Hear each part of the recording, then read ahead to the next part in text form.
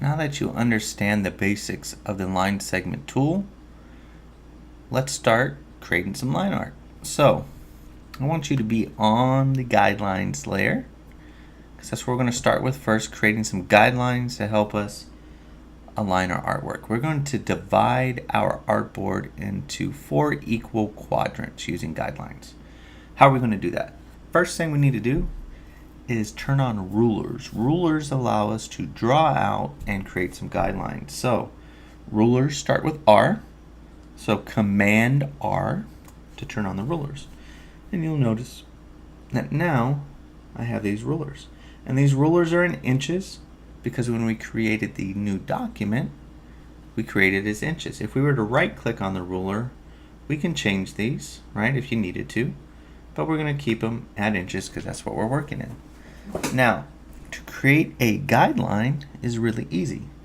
We have our selection tool, aka our black arrow, and if we want a horizontal line, I can click and drag, and wherever I let go, and if I want it to be precise, I can hold shift, and shift will make it hit each one of those little lines. So I could go right at 2 inches, holding shift and let go.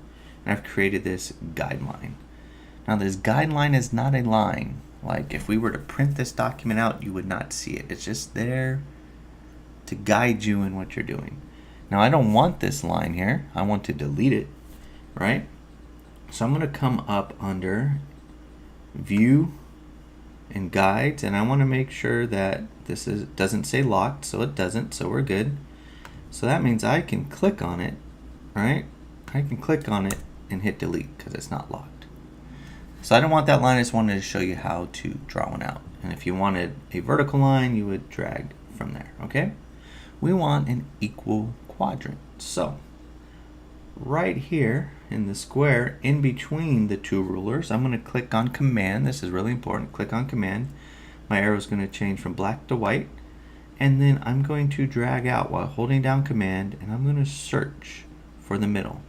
And since I have smart guides on, it's telling me right where that little purple line is that I'm close, and then I got to get to that X. So I'm dragging over until I see center, and I'm going to let go.